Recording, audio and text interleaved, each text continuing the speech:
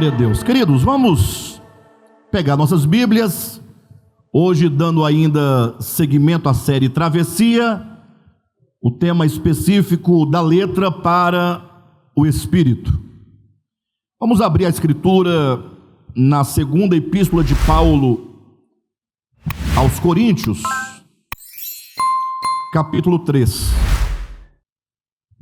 Segunda epístola de Paulo aos Coríntios, capítulo 3. E como o capítulo 3 é um capítulo pequeno, só tem 18 versículos, nós vamos ler todo o capítulo, tá bom? Não se perca na leitura, não fique com seus pensamentos vagueando, vamos nos concentrar naquilo que está escrito, naquilo que nós leremos. Permita que você possa se envolver nessa manhã, nesta mensagem. Diz assim, queridos, o texto, a partir do versículo 1: comecemos porventura outra vez a recomendar-nos a nós mesmos? Ou temos necessidade, como alguns, de cartas de recomendação para vós outros ou de vós? Vós sois a nossa carta, escrita em nosso coração, conhecida e lida por todos os homens, estando já manifestos como carta de Cristo, produzida pelo nosso ministério, escrita não com tinta, mas pelo Espírito do Deus vivente, não em tábuas de pedra, mas em tábuas de carne, isto é, nos corações. E é por intermédio de Cristo que temos tal confiança em Deus. Não que por nós mesmos sejamos capazes de pensar alguma coisa, como se partisse de nós. Pelo contrário, a nossa suficiência vem de Deus, o qual nos habilitou para sermos ministros de uma nova aliança, não da letra, mas do Espírito. Porque a letra mata, mas o Espírito vivifica. E se o ministério da morte, gravado em letras em pedra, se revestiu de glória, a ponto de os filhos de Israel não poderem fitar a face de Moisés, por causa da glória do seu rosto, ainda que desvanecente, como não será de maior glória o ministério do Espírito? Porque se o ministério da condenação foi glória, em muito maior proporção será glorioso o ministério do Espírito. Porque se o ministério da condenação foi glória, versículo 9, em muito maior proporção será glorioso o ministério da justiça. Porquanto, na verdade, o que outrora foi glorificado, neste respeito já não resplandece, diante da atual sobre excelente glória. Porque se o que se desvanecia teve sua glória, muito mais glória tem o que é permanente. Tendo, pois, tal esperança, servimos-nos de muita ousadia no falar, e não somos como Moisés, que punha véu sobre a face, para que os filhos de Israel não atentassem na terminação do que se desvanecia, mas os sentidos deles se embotaram, pois até ao dia de hoje, quando fazem a leitura da antiga aliança, o mesmo véu permanece, não lhe sendo revelado que em Cristo é removido. Mas até hoje, quando é lido Moisés, o mesmo véu permanece sobre o coração deles. Quando, porém, algum deles se converte ao Senhor, o véu lhe é retirado. Ora, o Senhor é o Espírito, e onde está o Espírito do Senhor, aí há liberdade. E todos nós, com o rosto desvendado, contemplando como por espelho a glória do Senhor, somos transformados de glória em glória na sua própria imagem, como pelo Senhor o Espírito. Diga amém. Queridos, hoje nós vamos abordar este capítulo 3 de 2 aos Coríntios, que dentro da proposta da série Travessia, é um texto extremamente necessário. Quando nós no Devap vamos ministrar uma palavra, quando nós preparamos uma série de mensagens, é importante que a igreja saiba que nós não estamos aqui buscando apenas uma mensagem aleatória para ministrar no domingo. Não é uma questão de entretenimento intelectual ou entretenimento espiritual.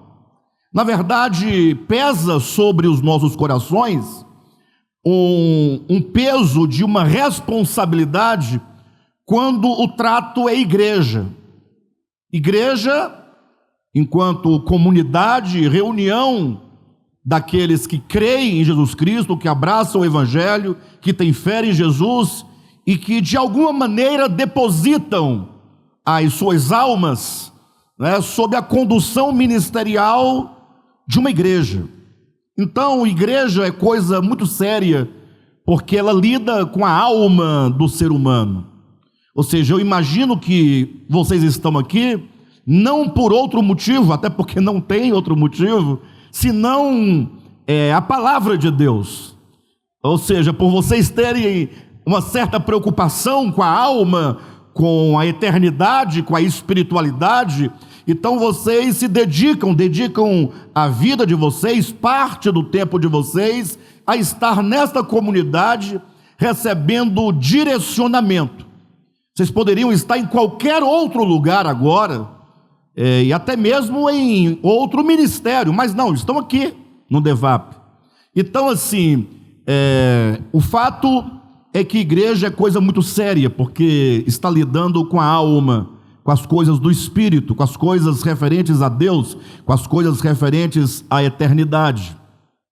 E portanto, quando eu me preocupo em trazer algo à igreja, eu primeiramente preciso buscar em Deus a percepção de qual seja a nossa necessidade mais urgente.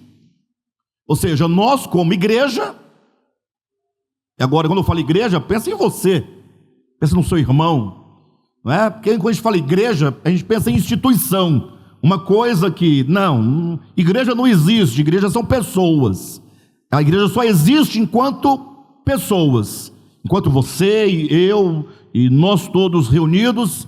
Então o fato é que você deve entender que nós pedimos a Deus o discernimento para saber, Senhor, qual é a nossa necessidade espiritual, e a partir do discernimento da nossa maior necessidade é que nós agora buscamos em Deus, nas Escrituras, as mensagens que serão ministradas. É como, por exemplo, alguém vai ao médico e chega lá, o médico começa a fazer uma série de perguntas sobre o que a pessoa sente, quando sente, como é a dor, qual é o maior do dia, qual é o momento de maior dor, e vai fazer uma série de perguntas sobre alimentação, sobre o seu sono, sobre atividade física e tantas coisas mais, e aí vai pedir alguns exames, porque os exames, na verdade, vão verificar se a intuição do médico acerca do que você sente está correto. Vindo os exames, ele vai saber, olha, o seu problema é este, exame de sangue acusou essa necessidade de vitamina, essa necessidade disso e daquilo outro. Então ele fecha o diagnóstico e agora ele vai prescrever para você, seja uma dieta, seja um exercício físico, seja uma medicação, ou seja até mesmo uma cirurgia para resolver aquele problema. Sim ou não? Ou seja, o médico não pode ficar ali só passando paracetamol para todo mundo, não é? Ignorando que ali tem um ser humano com uma necessidade específica. Então o grande papel dos pregadores, sobretudo dos bispos, dos pastores, aqueles que estão olhando a igreja, que estão tendo aquele cuidado de perceber a necessidade da igreja, é entender o nosso atual momento e buscar então discernir qual é a necessidade urgente e qual é o remédio de que nós precisamos para que nós sejamos curados daquele problema. E é assim que vai sendo gerado na igreja a edificação. Vamos sendo curados, vamos sendo libertos, vamos sendo salvos. Este é o objetivo de sermos igreja e estarmos em igreja, vivermos como igreja, buscando essa mudança dentro de nós. E o fato é que, lendo, no caso, as Escrituras, sobretudo as cartas, né? As cartas de Paulo, então, nós vamos perceber que os problemas que nós temos hoje não são problemas diferentes dos problemas que eles tinham lá no primeiro século. Nossos problemas são praticamente os mesmos. E que, portanto, ao ler as cartas de Paulo, nós vamos aprender com ele, então, o caminho. Vamos aprender o remédio, vamos aprender a receita, vamos aprender como nós podemos nos entender melhor no caminho da fé e como nós podemos, de alguma maneira, tornar mais produtiva a vida cristã, no sentido de nós recebermos o alimento correto, o remédio correto para a cura correta. Amém, queridos? Bem, esse texto que nós lemos aqui, capítulo 3, segundo aos Coríntios, para nós entendermos claramente como o que ele significa, nós precisamos olhar para o contexto desta carta, dessa segunda carta aos Coríntios. Quando Paulo escreve essa carta, imaginem vocês que Paulo, né? Hoje nós olhamos para Paulo e falamos, poxa, Paulo, o grande apóstolo dos gentios. Hoje nós olhamos e vemos, poxa, Paulo, dentre todos os apóstolos, o maior dos apóstolos, ou não? Alguém pode, não, mas é porque Pedro, não, Pedro nada. Tratando de apóstolos, Paulo é o camarada, não tem outro. Tanto pelo volume de coisas, de palavra, de revelação que ele nos trouxe, como pelo próprio recebimento, né? Ele, dos apóstolos todos, foi o que mais recebeu de Deus, visões, revelações, orientações, o mais bem preparado, que nos legou no mínimo 3 epístolas. Lógico, quando você lê, Paulo vai dizer, eu, o menor de todos os apóstolos, é porque ele era humilde o suficiente para pensar assim, falar assim, amar os demais apóstolos, respeitá-los. Mas hoje, do lado de cá, 2000 anos depois, fazendo essa leitura, você sabe que Paulo foi um grande homem. Mas no seu tempo não era assim. Aquele ditado que você... Não é nem ditado, me salvo engano, até um texto bíblico, me corrijam se eu estiver equivocado, que profeta em casa, na sua própria casa, não tem honra. E o ditado parece que não faz milagre na sua própria terra, né? Tem um ditado misturado com um texto bíblico aí, mas é exatamente isso, por exemplo, o Josué está aqui com vocês todos os domingos, né? E Anderson estão aqui pregando, falando, então, o que eles representam para nós? Nada, né? Nada, a gente desdenha deles, eles estão aqui toda hora, fala toda hora, mas talvez tenha pessoas longe, fala, puxa, se o Josué estivesse aqui hoje pregando na nossa igreja, que maravilha seria tê-lo aqui conosco, não é? Então imagine só Paulo foi um dos fundadores da igreja de Corinto. Paulo levou o evangelho à cidade de Corinto, pregou o evangelho, pessoas se converteram pela pregação de Paulo. Paulo estabelece ali, primeiramente, aquele núcleo familiar que vai crescendo, se torna depois uma das maiores igrejas do Novo Testamento. Paulo, com toda a capacidade discursiva, de pensamento, de raciocínio, de entendimento do Evangelho, mas o fato é que, naquele primeiro século, muitos apóstolos ou falsos apóstolos, pseudos apóstolos foram surgindo. Cada um com um discurso, com uma ideia, tudo mais, e não passou muito tempo para que a igreja de Corinto, de um modo particular, olhasse para o apóstolo Paulo com um certo desdém, olhasse para Paulo com um certo desprezo. E aí muitas são as especulações em torno de Paulo, para tentar explicar por que Paulo tinha esse desprezo todo, né, por parte da igreja do seu tempo, sobretudo da igreja de Corinto. Mas deixando de lado as especulações, o fato é que chegou numa situação em Corinto que a igreja já não queria mais ouvir o apóstolo Paulo. A igreja estava tomada de outros pregadores, tomada de pseudos apóstolos, líderes lá dentro. E Paulo, o cara que fundou a igreja, o cara que estabeleceu a igreja, o cara, não, ele era desprezado, ignorado. Quando então Paulo escreveu a primeira epístola a essa igreja de Corinto, me parece que essa carta foi a gota d'água para o desprezo aumentar. Se vocês já leram a primeira carta aos Coríntios, verão como que Paulo ali aborda uma série de problemas dentro daquela igreja. E Paulo foi verdadeiro, sincero, e não raras vezes severo com aquela igreja. Então a igreja ficou assim meio ranzinza, sabe? Com o apóstolo Paulo, ficou assim meio como que, poxa, o que esse cara está pensando que ele é, né? O que ele acha que ele é o único apóstolo, que só ele que sabe das coisas? Afinal, eles tinham lá na igreja de Corinto pessoas que falavam o que eles gostavam de ouvir, né, que acolhiam e até escondiam os erros da própria igreja. Então a igreja ficou assim um pouco ressabiada com o apóstolo Paulo.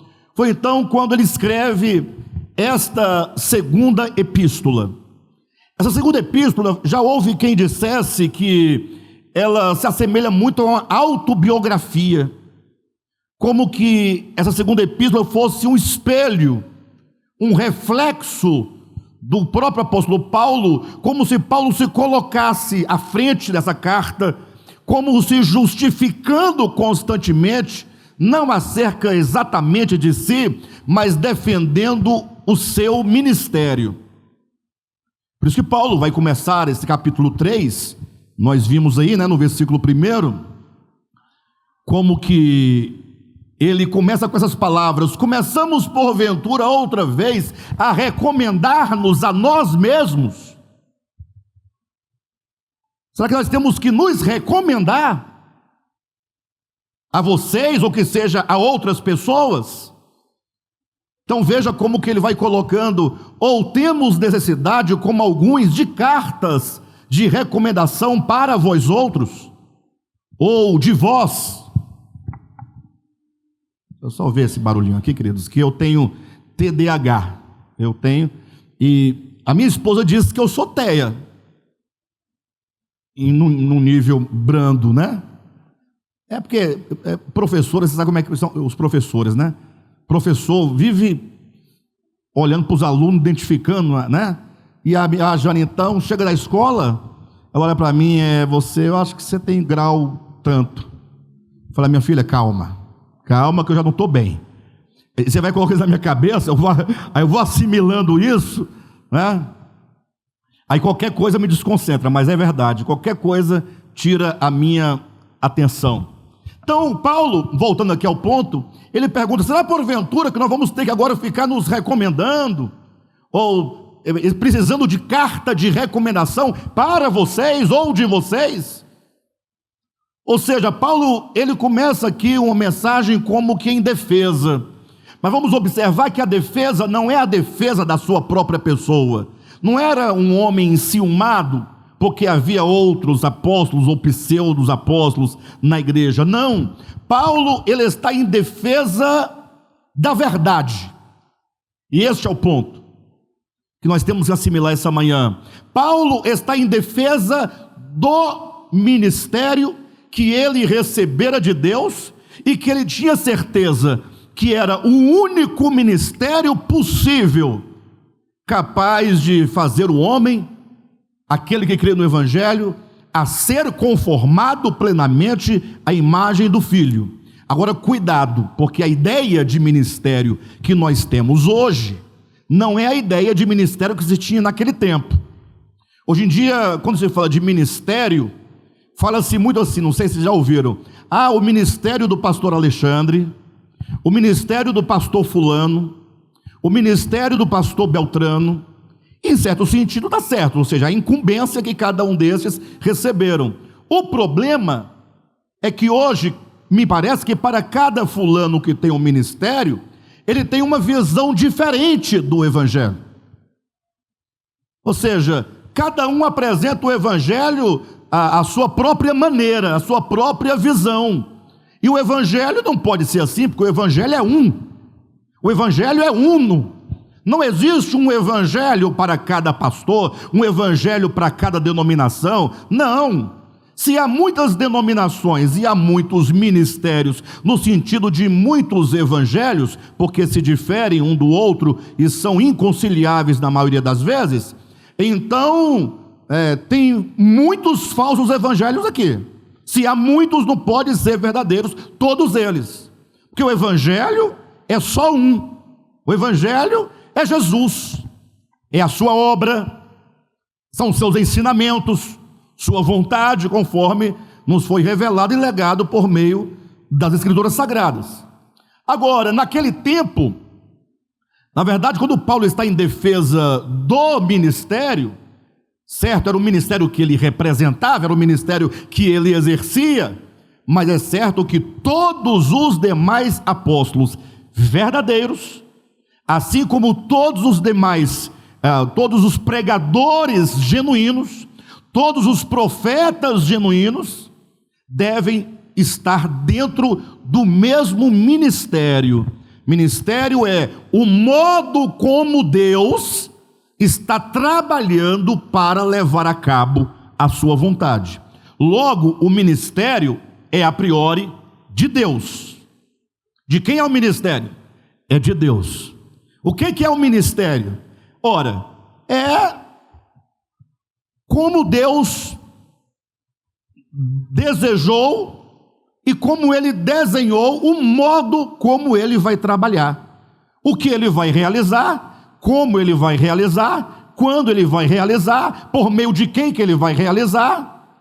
Então Deus tem esse ministério que Paulo aqui está defendendo, e humanamente falando, é o ministério de Paulo, mas que é o ministério de Deus, colocado sob a incumbência de Paulo, colocado sob a incumbência de Pedro, colocado na incumbência de João, na incumbência de cada um daquele que é chamado para levar a cabo o ministério. Então, quando Paulo começa aqui agora a escrever o capítulo 3, na verdade toda essa epístola, né? Hoje vamos falar somente do capítulo 3, ele está aqui não em defesa própria, ele está aqui em defesa do ministério.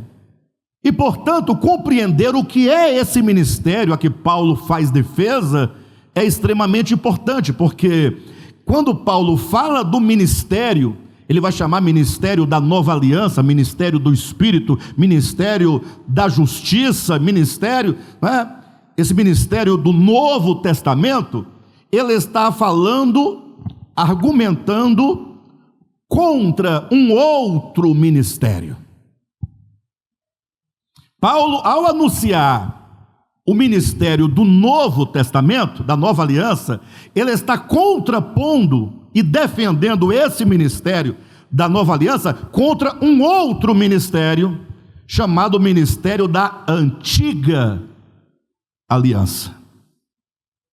Na verdade, Paulo está ensinando à igreja a grande necessidade que se tinha então, na época, e que se tem hoje também no nosso tempo, a grande necessidade de que aquelas pessoas fizessem a sua travessia, transitar do Antigo Testamento para o Novo Testamento. Aquilo que João Batista pregou, chamando o povo ao arrependimento, chamando o povo às águas do batismo, ao Rio Jordão, a atravessar o Jordão por meio do batismo, fazendo essa travessia simbólica, como quem dissesse: olha, eu estou deixando para trás todo o Antigo Testamento, vocês saberão daqui a pouco por que se deve deixar para trás, abandonando aquilo que em si mesmo já não tem mais razão de ser, porque em si mesmo nunca teve razão de ser. A única razão de ser do ministério do Antigo Testamento, da lei mosaica enfim, era naquilo que eles representavam acerca de Jesus. Em si mesmo, nenhum valor. Perdoe-me aqueles que, tem paixão por essas coisas e tem fé nisso, mas o sábado do sétimo dia, por exemplo, em si mesmo é o quê? É um dia. É só um dia. Na verdade, não é nem dia não existe, né? Dia é o nome que nós damos a uma contagem quando a Terra faz um giro em torno de si mesma, não é isso?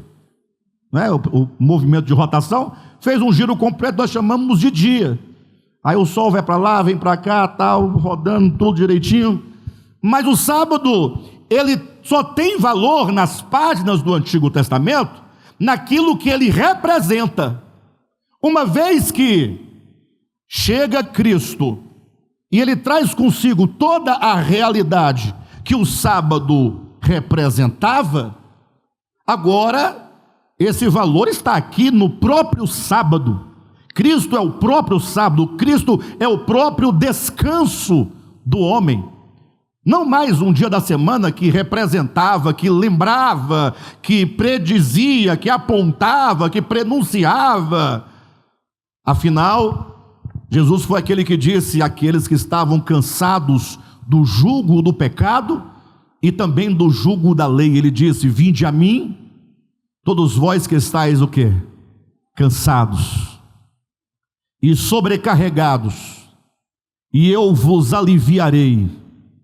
Tomai sobre vós o meu jugo e aprendei de mim, que sou manso e humilde de coração, e quando vocês vierem a mim, encontrarão descanso para as vossas almas. Então veja que quando Paulo apresenta e defende o ministério do Novo Testamento, ele está contrapondo a um outro ministério, que é o ministério da lei, que é o ministério da letra, que tinha um propósito específico, mas que ele acabou completamente com a encarnação de Cristo Jesus, em quem todas as coisas que havia no Antigo Testamento se cumprem. Em Jesus tudo se cumpre, em Jesus tudo se realiza. Ele é a substância, ele é a realidade de tudo que se tinha lá no Antigo Testamento. Então Paulo está dizendo da grande necessidade. Esse capítulo então está dizendo agora a igreja, já há alguns anos depois da morte, depois da ressurreição de Jesus, depois do Pentecostes, dizendo para a igreja daquele tempo: olha, vocês precisam fazer a transição de um testamento para o outro, de uma aliança para outra, fazer essa travessia de vocês, porque do contrário, vocês terão um grande prejuízo. E agora, olhando depois de 2000 anos para a igreja atual, nós percebemos que essa transição continua sendo necessária. E eu conheço centenas de pessoas, milhares de pessoas que defendem o Novo Testamento como sendo o ministério desse tempo.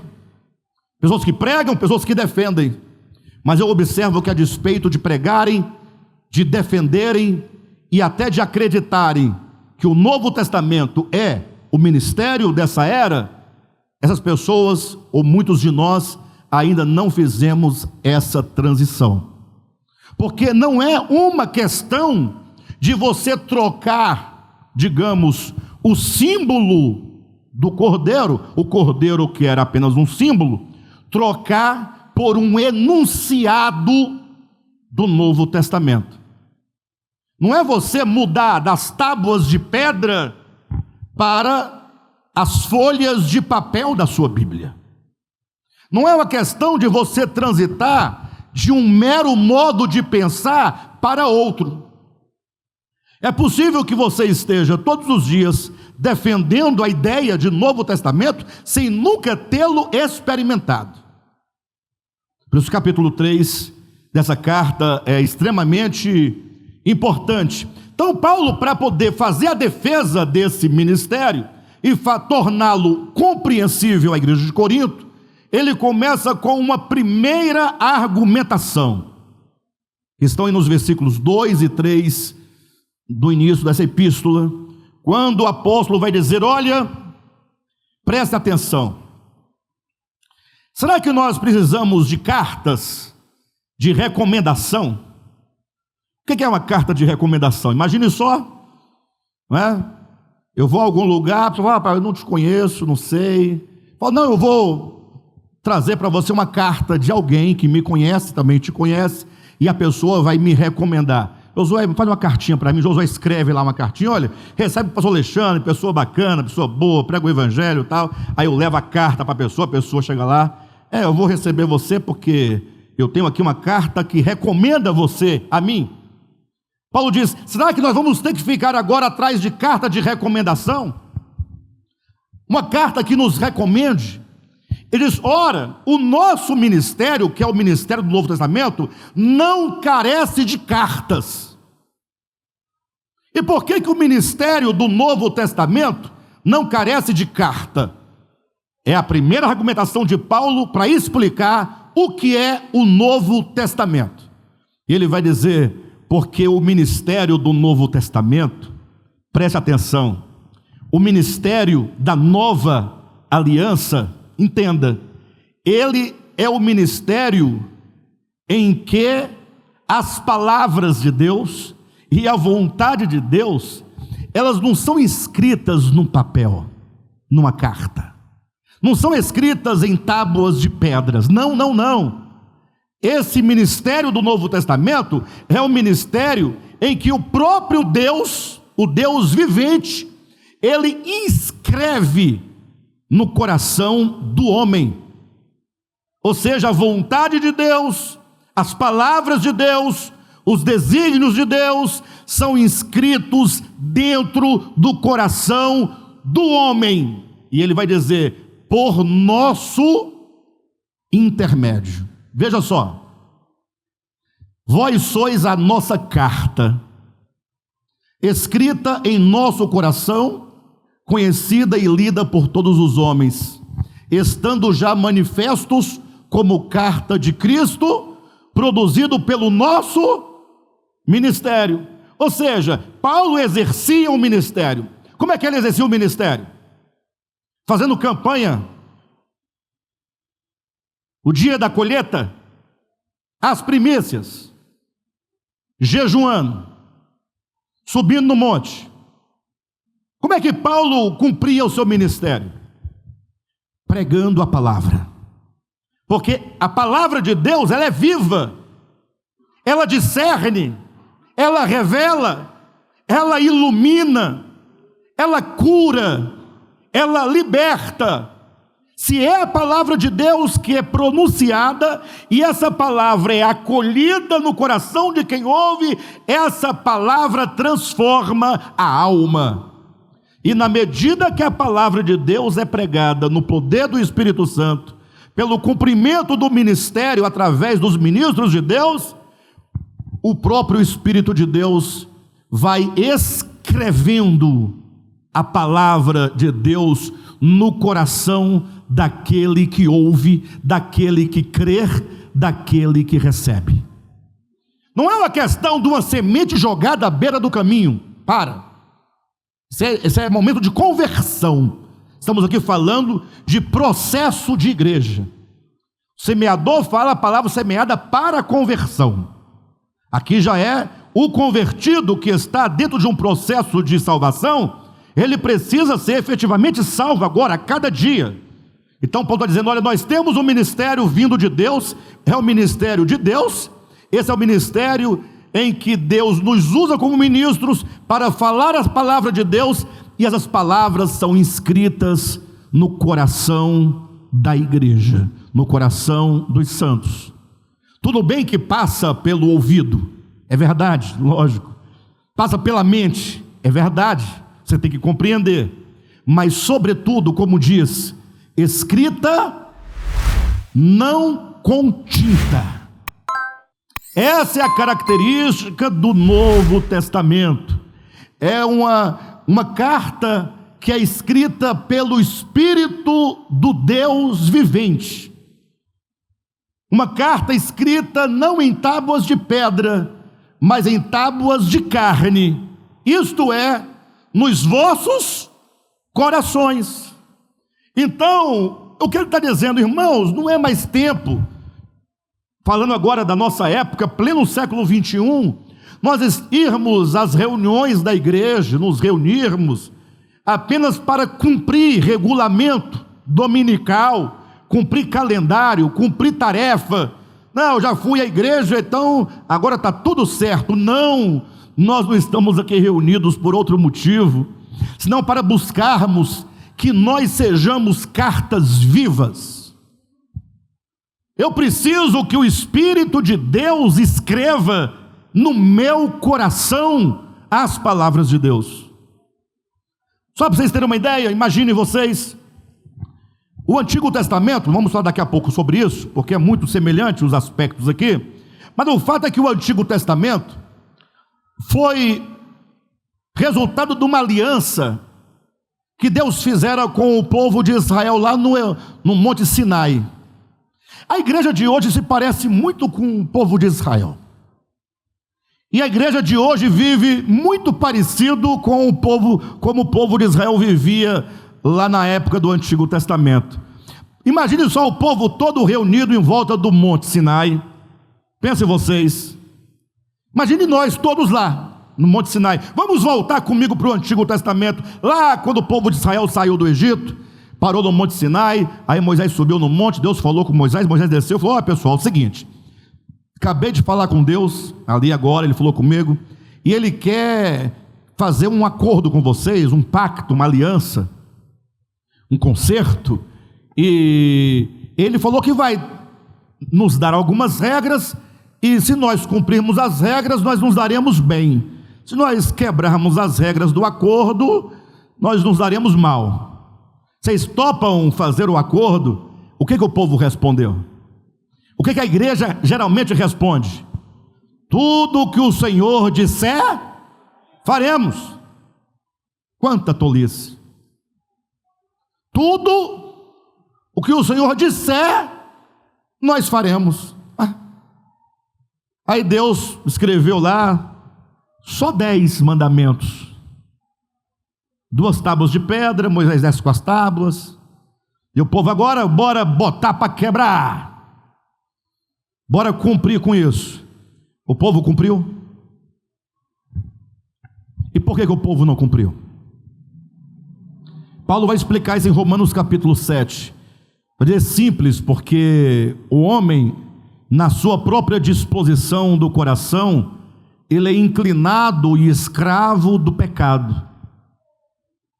O desejo do mal, das coisas más, quando eu falo coisas más, não é somente as coisas más, não, também as coisas más também, tem muitas coisas más, com as quais a gente convive diariamente, aquela maldadinha pequena, só para beliscar, só para incomodar o outro, tem muito disso, mas o fato é que o homem no coração, ele é inclinado à maldade, ao passo que nas tábuas de pedra, que não tem nada a ver com o homem, estava lá, estava escrito, não faça isso, e o homem, tá bom, não vou fazer, mas na hora, faz. Aconteceu que o povo de Israel quebrou a aliança, tão logo Moisés descera do monte, o povo já estava quebrando a aliança.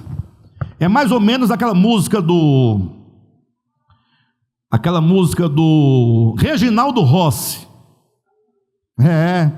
Tem uma música interessante, eu não vou lembrar agora o nome da música, mas é um camarada dizendo, rapaz, olha, vai dar tudo errado esse casamento.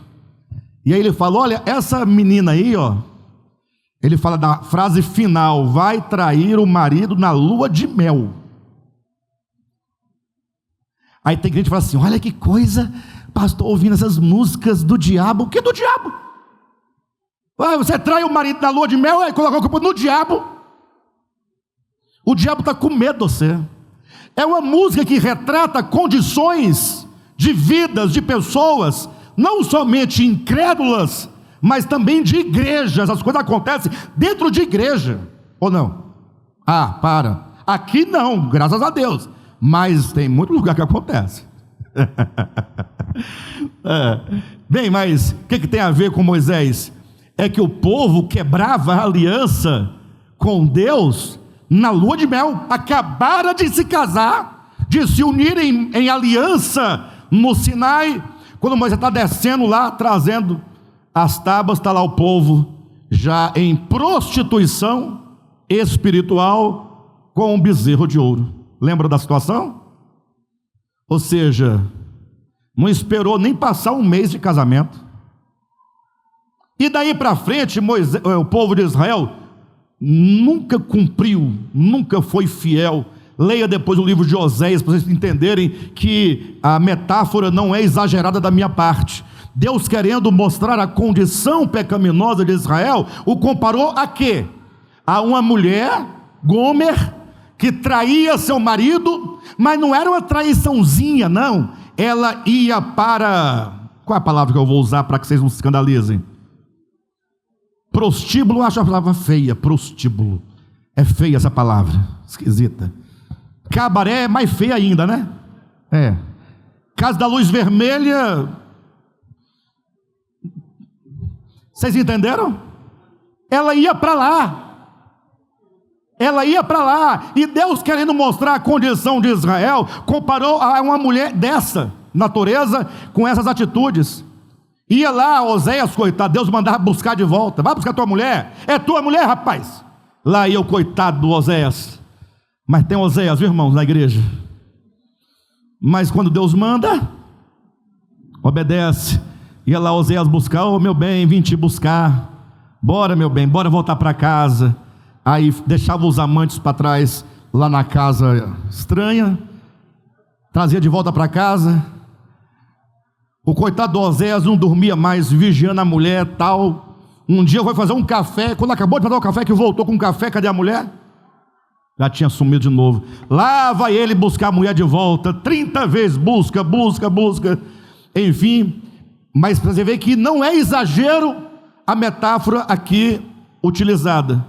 O povo de Israel nunca cumpriu, até que um dia Deus, por boca de Jeremias, falou assim: pessoal, é o seguinte, olha, atenção. Eis aí vem dias, diz o Senhor, em que eu farei nova aliança. Deus casado com Israel, Israel com infidelidade para com Deus, vivendo para adorar outros deuses, e Deus fala: vamos fazer o seguinte, eu vou fazer uma nova aliança. Essa vocês quebraram, essa aliança não tem mais valor, então eu farei uma outra aliança. Aí alguém observando pergunta: mas Deus, vai adiantar fazer outra aliança com esse povo? Sabe quando você casa e dá tudo errado, dá esses problemas tudo que eu acabei de contar aqui, e aí você todo já esculhambado, fala: vou tentar de novo, só que agora eu vou fazer, nós vamos nos casar de novo.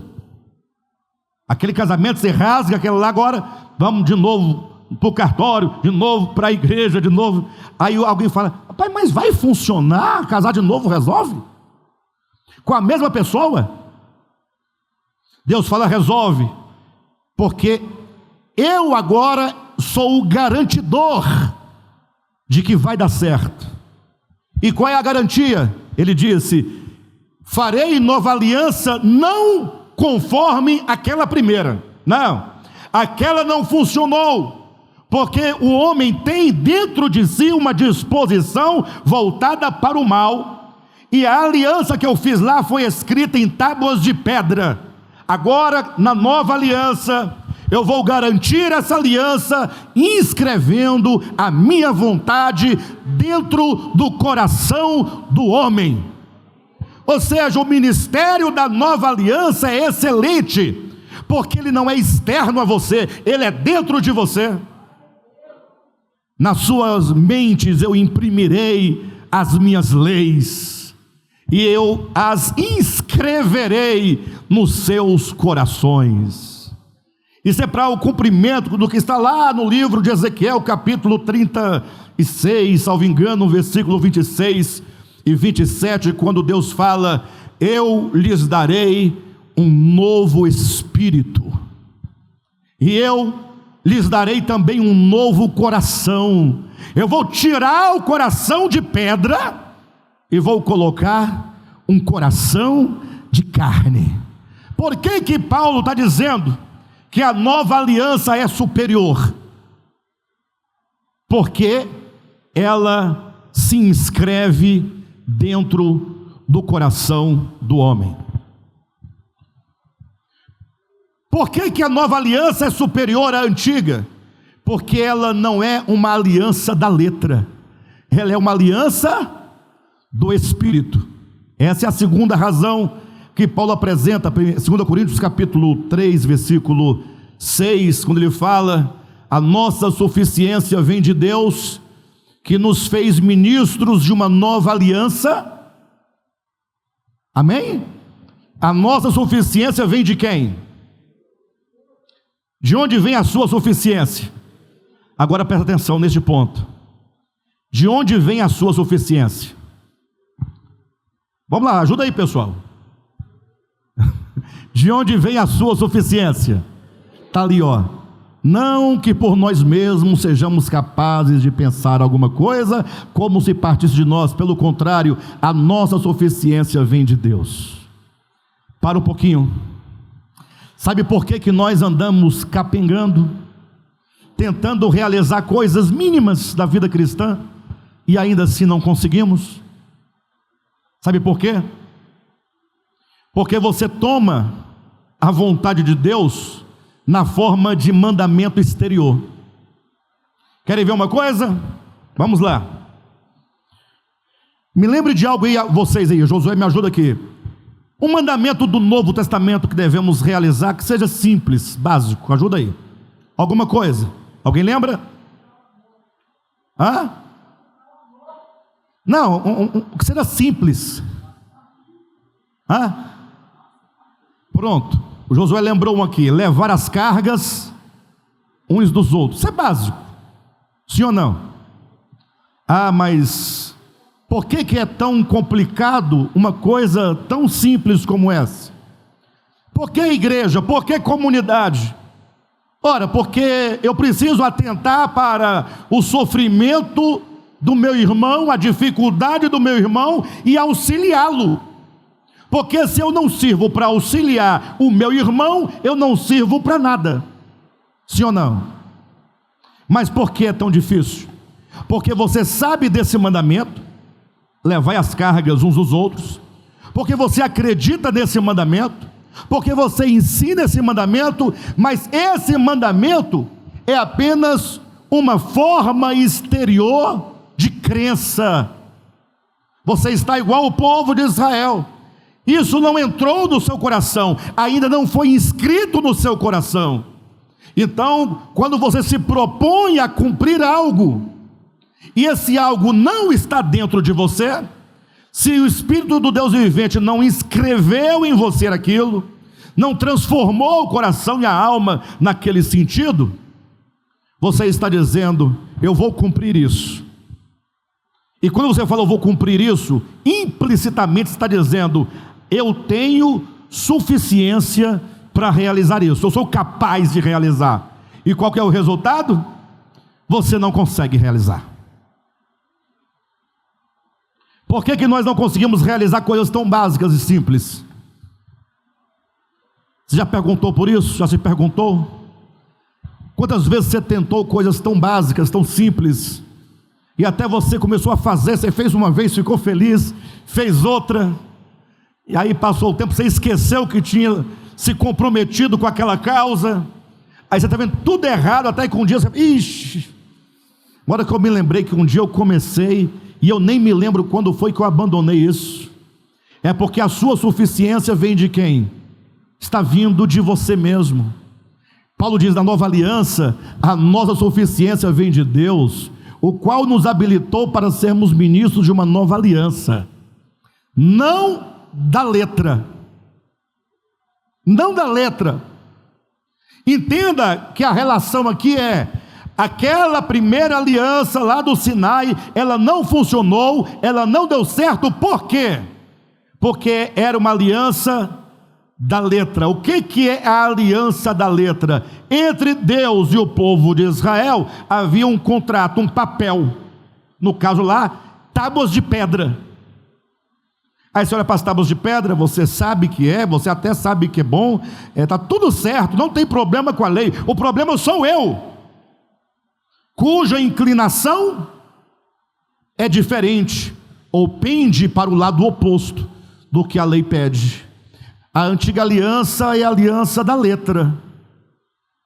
Vocês já viram por aí, por exemplo, alguém discutindo sobre trindade? Alguém já ouviu? Debate. Pai, Filho e Espírito Santo. Não, vamos mudar. Já ouviram algum debate entre cristãos sobre batismo? Qual é a fórmula do batismo? Ao batizar o indivíduo, deve-se declarar: eu te batizo, aí falar em nome do Pai, do Filho e do Espírito Santo? Ou, ao batizar, deve-se dizer: eu te batizo em nome de Jesus? Já ouviram esse debate? Nunca ouviu?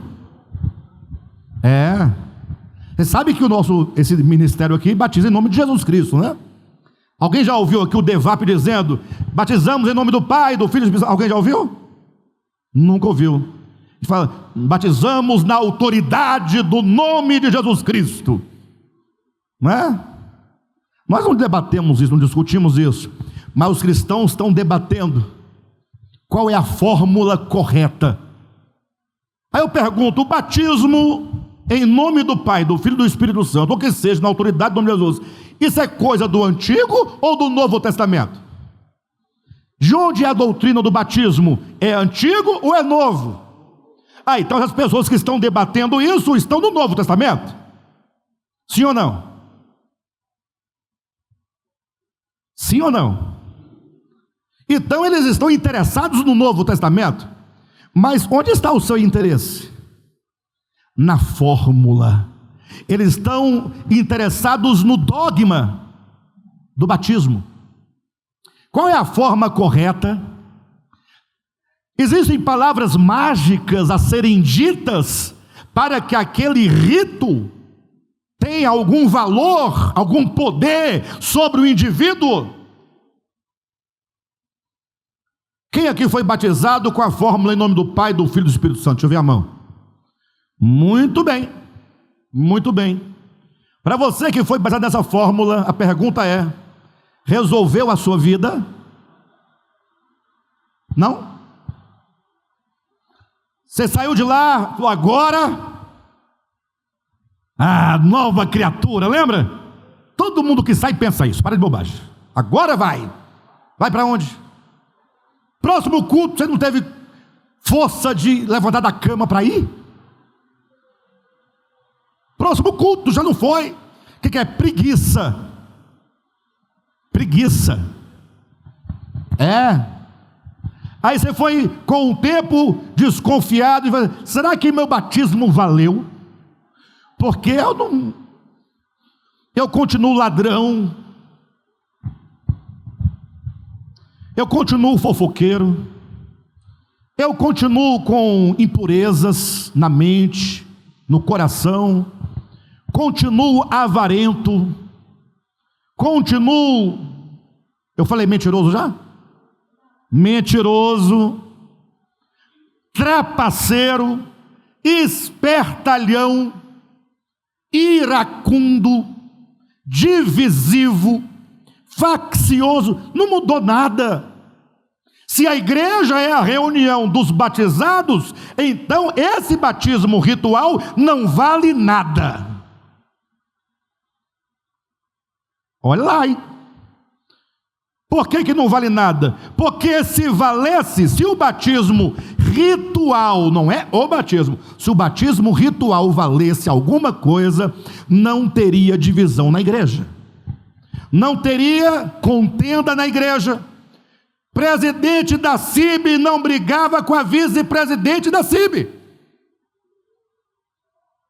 Dirigente de círculo de oração não era fofoqueira. Não seria. Mas não todas, lógico. Não. Tem algumas que não são fofoqueiras, mas mente com a beleza. Mente. Tem umas que não mente, mas é hipócrita. É uma forma de mentira mais velada, né? Enfim, o batismo ritual, embora parte do Novo Testamento, enquanto eles estão discutindo a forma ritual, o dogma, nada está acontecendo, essas pessoas não estão efetivamente no Novo Testamento, porque o Novo Testamento, a nova aliança, não é de quê? Não é da letra. Em nome do Pai, do Filho, é letra? É ensinar isso, não é letra? Vamos ler o que está escrito. E de batizar em nome do Pai. Como é que está na sua Bíblia? Lê na Bíblia, do Filho, do Espírito, está aqui escrito. Tanto é que os crentes, a primeira coisa que eles perguntam o que é, que você fala alguma coisa, onde está escrito? Não é que não deve estar escrito, não, tem que estar. Mas a única preocupação do dogmático é se está escrito, para ele poder carregar o texto na memória, para ele jogar na cara de quem discorda dele. Ele quer o texto para dizer que ele tem a opinião certa, a doutrina certa, que ele tem a doutrina ortodoxa, só que a vida dele está esculhambada. Eu gastei tempo para entender isso, irmãos.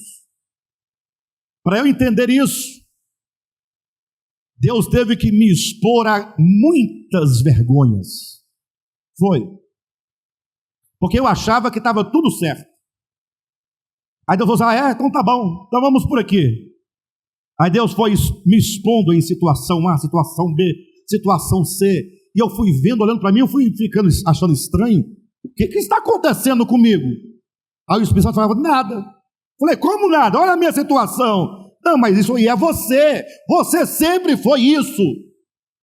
Não era. Você estava apenas com a capa de fingimento, de hipocrisia, de falsa santificação, com a mente embotada, entendimento embotado. Você, Alexandre, precisa do verdadeiro batismo. Ou seja, o batismo verdadeiro não é da letra, é do Espírito. É quando o Espírito Santo conduz o camarada na sua alma, no seu espírito, no seu coração, para se unir a Cristo na sua morte e na sua ressurreição. É quando a cruz opera no homem e vai quebrantando, vai matando o velho homem, vai destruindo, vai eliminando e vai iluminando. E quanto mais essa obra acontece, menos você tem em si mesmo confiança, porque a nossa suficiência vem de quem? De Deus.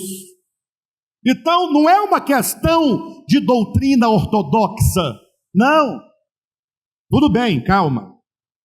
É preciso entender a doutrina ortodoxa, lógico. Não é desprezível, não. Você tem que ler a Escritura, tem que entender o ensinamento. É letra, só que ainda é letra. Só que esse é o primeiro passo. Isso ainda não é Novo Testamento. Transitar, fazer a sua travessia do Antigo para o Novo Testamento, é quando você agora começa a experimentar as realidades espirituais de tudo o que na letra se diz. Irmãos, atenção, tudo que o Novo Testamento diz nas suas letras é possível de experimentarmos no Espírito. Então dizia que tudo que no Novo Testamento, Bíblia, ou melhor, tudo que na Bíblia, de Mateus a Apocalipse, está escrito nas letras, é possível de se experimentar no Espírito. E somente estaremos de fato no Novo Testamento, vivendo a nova aliança, quando os ensinamentos de letra se fizerem o quê? Espírito. Somente quando aquilo que é dito em forma de conceito se torna uma realidade dentro de mim. E como é que isso acontece? Quando você, ao compreender o texto bíblico, com a sua mente, você conduz agora aquele ensinamento em oração e diz: Senhor, eu não posso viver sem que esta verdade aqui compreendida conceitualmente seja parte da minha vida. E aí você vai começar a orar, pedindo a Deus: inscreva no meu coração. Aí se cumprirá aquela palavra que está no Evangelho: pedi, pedi, e dar-se-vos-á. Buscai, e achareis. Batei, e abre-se-vos-á. Porque a todo que pede se lhe dá, mais ou menos, e ao que busca, acha. Aí a pessoa pega esse texto e fala: engraçado, é só buscar que a gente recebe. Aí começa a buscar carro, libertação de caroço, aí vai buscar marido, aí vai buscar fazenda, aí vai buscar... Não, é só você ler direitinho, e o texto vai dizer claramente: pois qual é o filho? Agora é a explicação do texto, do pedir, dar-se-vos-á, do buscar e achareis. Porque qual é o filho que, pedindo ao pai um pão, o pai lhe dará uma pedra? Se você buscar pão, ele vai dar pão. É isso que ele está dizendo, ele não vai te enganar. Qual é o filho que, pedindo um peixe, o pai lhe dará uma cobra?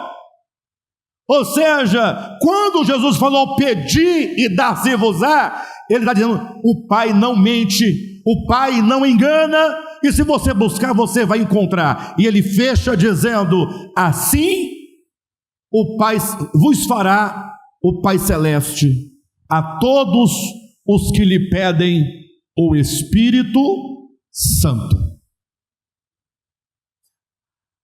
Pastor, me fala uma coisa aqui: é vontade de Deus que essas palavras sejam escritas no nosso coração? É vontade do Pai? E aí eu tenho que pedir para Ele escrever? Se é vontade, por que não escreve logo? Para você acordar do outro dia, está tudo escrito, e você, aquela coisa, mas se Ele assim o fizesse, Ele poderia estar cometendo um grande erro e um grande mal. Se aproveitou que você estivesse dormindo para driblar a sua vontade. Ele não teria te perguntado se você quer ser bom. Ele te fez bom sem que você quisesse ser bom. Ele te fez ser caridoso sem que você quisesse ser caridoso. Ele te faz ser justo se você não queria ser justo. Não, na verdade, quando ele diz pedi e dar-se-vos-á, buscar e achareis, ele quer que você comece a exercitar a sua vontade, e na busca por alcançar do Espírito de Deus a sua vontade, a obra já está sendo realizada. A sua própria vontade, na busca pela transformação, já é uma obra de Deus, em que você participa conjuntamente e diz: Senhor, eu quero e eu preciso, e eu não vou deixar de buscar enquanto não alcançar. Ou seja, se você é apático, você ouve as palavras, você até que entende, mas você não bate, você não busca, você não procura, você não vai achar e você não vai receber. Bem, o fato é que essa aliança de que Paulo diz, que Paulo defende, ela é uma aliança superior em muitos sentidos, mas eu vou agora dar só mais uma razão da superioridade da nova aliança. Capítulo 3 de 2 Coríntios, coloca para mim, versículo 17 e 18. Ora, o Senhor é o Espírito, e onde está o Espírito do Senhor, aí há liberdade. E todos nós, com o rosto desvendado, contemplando como por espelho a glória do Senhor, somos transformados de glória em glória na sua própria imagem, como pelo Senhor o Espírito. Irmãos, esse versículo 18, sobretudo, ele carrega consigo uma coisa muito grande, muito forte, porque quando ele diz, e todos nós, vírgula, com o rosto desvendado, atenção, Ele está em defesa dizendo que o ministério da nova aliança não carrega véu, não tem véu cobrindo a nossa face. Mas o que tem a ver? Dizer que o ministério da nova aliança não tem véu, o que tem a ver? Ora, o que tem a ver é que ele está combatendo aqui a ideia de que a antiga aliança, da qual devemos, a partir dela, fazer nossa travessia para a nova aliança, aquela aliança do Antigo Testamento, ela trazia consigo a marca do véu. Lá na antiga aliança, quando Moisés subiu para falar com Deus, e ele desceu então do monte, porque ele estivera em comunhão com Deus, aconteceu que a sua face estava brilhando, tinha um brilho na face de Moisés. Eu já falei isso aqui outra vez, né? Quando eu era criança, eu era pentecostal, e eu cantava um corinho, a gente cantava os corinhos de fogo. Quem lembra dos corinhos de fogo? Rapaz, e vou te contar, viu, como eu me derramava. Tinha um hino, um corinho de fogo que dizia assim, olha: foi lá no cume do monte Sinai que o nosso Deus com Moisés falava. Quem lembra? Foi lá no cume do monte Sinai que o nosso Deus com Moisés falava. Aí depois fala: brilhava, brilhava, o seu rosto brilhava, o rosto de Moisés. E eu cantava, eu era criança, irmãos, eu chorava de um jeito.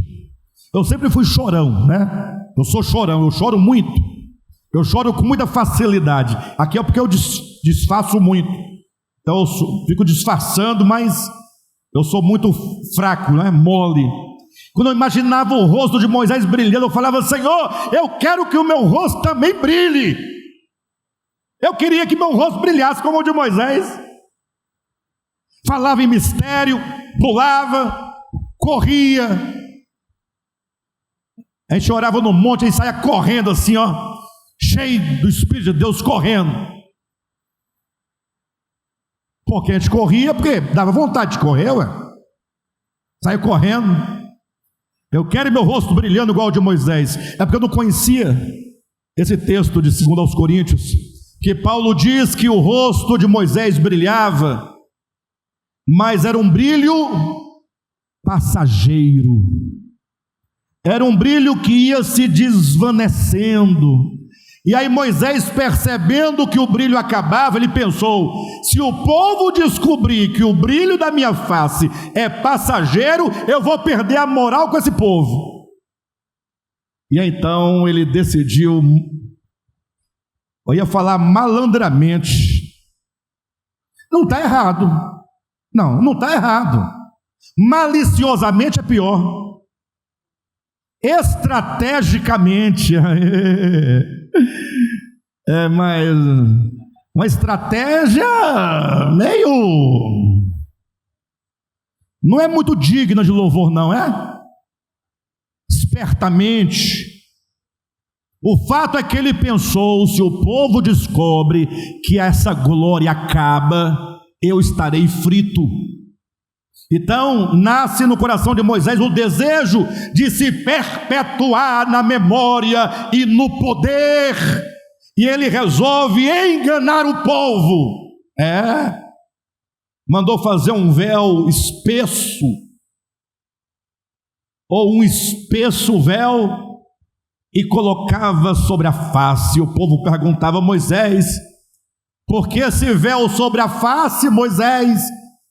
Ao invés de ele falar a verdade e falar assim: é porque eu não quero que vocês vejam que o brilho da minha face acaba. Ele não disse isso. Sabe o que ele falou? É porque vocês não conseguem suportar a glória do meu rosto. Aí o povo: oh glória. E aí Moisés foi levando essa ideia de véu na cara para ninguém perceber. E aí Paulo, ele vai dizer: Moisés colocava véu na face para que o povo não percebesse que o brilho da antiga aliança era passageiro. Ou seja, enquanto o povo não descobrir que a antiga aliança tinha prazo de validade, esse povo continuará nas páginas do Antigo Testamento. E enquanto esse véu permanecer posto na face, mesmo os crentes da nova aliança continuarão vivendo, embora com as palavras do novo, mas continuarão nas letras. E vocês já perceberam que as letras não resolvem nada. Bem, eu acho que vocês devem estar entendendo. Aí Paulo disse: a antiga aliança, Moisés trazia o véu sobre o rosto, que os impedia de contemplar a terminação da glória, a saber, a terminação da antiga aliança. Esse véu de Moisés agora, ele está posto nos corações dos homens.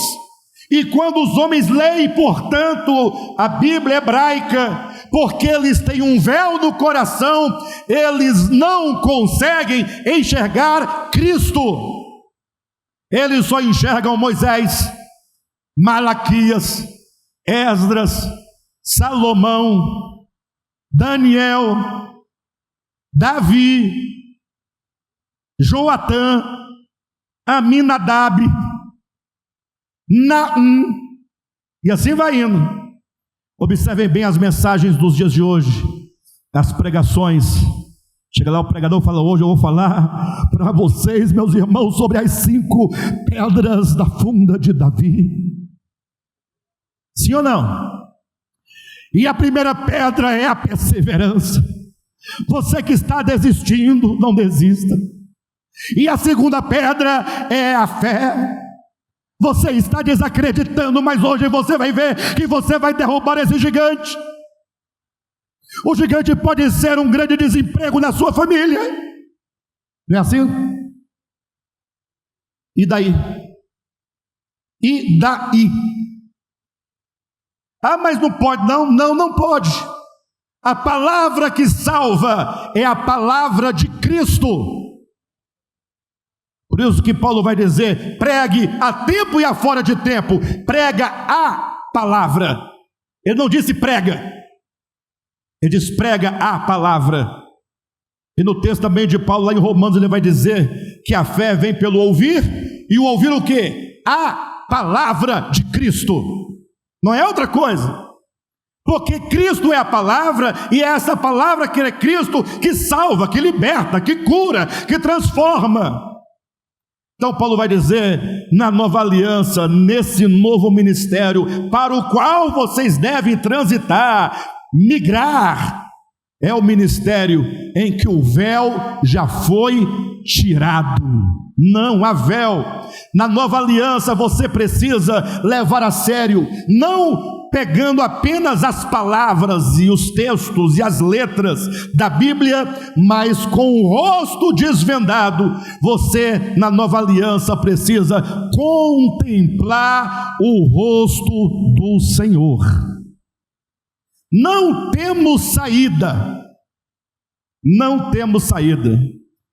A maior derrota do DEVAP será no dia da parousia do Senhor. Estivermos nós lá sendo reprovados. O primeiro reprovado, Alexandre Rodrigues. Por quê? Porque sabendo das letras do Novo Testamento, não as transformou em espírito e vida. Sabia muito, sabia tudo, pregava, ensinava, corrigia, exortava, gritava, ficava rouco, suava, mas se não transformou as ideias em realidade, o texto em realidade, o mandamento em realidade, não terá feito absolutamente nada. Logo, uma das grandes importâncias da nova aliança é que ela não traz o véu. Pelo contrário, ela nos leva, ou nos orienta, ou nos adverte da necessidade de que a nova aliança só acontece contemplando a glória do Senhor. E esse ministério que é do Espírito, por meio dessa contemplação do Senhor, é que vai o quê? Nos transformando de glória em glória. Quem quer ser transformado aqui? Verdade? Quer ser transformado? Então tá aí, ó. Não adianta ler a Bíblia todo ano. Mas não deixe de ler por isso não. Para de bobagem. Vocês estão me entendendo, né? Os inimigos não entenderão, mas vocês entendem. Aqui não estou dizendo para não ler. Não leia. Vamos ler fazendo um bíblico, não tem problema não. Mas o mais importante é saber que precisamos, por meio do Novo Testamento, em realidade, sermos transformados de glória em glória, na própria imagem do Senhor, como pelo Espírito, ou pelo Senhor, o Espírito. Ou seja, é por meio da experiência do Novo Testamento, interior, espírito, vida, coração, alma, consciência, aqui dentro é que nós vamos ser constituídos cristãos vencedores. Quer vencer? Quer reinar com Cristo? Esse é o caminho. Amém, igreja? Dê um glória a Deus bem forte. Glória a Deus. Maravilha. Vamos cantar uma canção. Deus abençoe a todos. Guardem essas palavras no coração. Amém?